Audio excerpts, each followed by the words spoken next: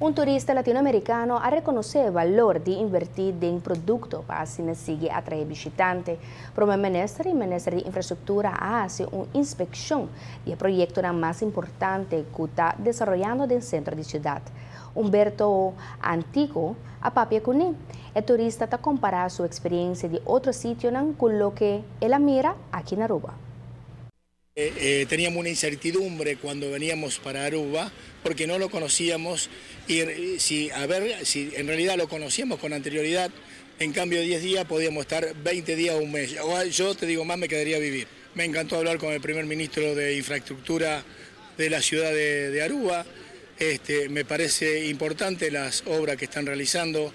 Aparte veo que está el ministro con todas sus delegaciones corroborando y mirando las obras y corroborando a ver los trabajos que se están realizando. Me parece espectacular. Inversiones tiene que estar a diario porque puntualmente Aruba, como varias islas, vive del turismo. Entonces, todo el superávit que tiene Aruba tiene que reinvertirlo en la ciudad para que la gente vuelva y después el boca a boca, cuando nosotros nos vayamos a Argentina, le digamos vayan a Aruba por tal y tal motivo.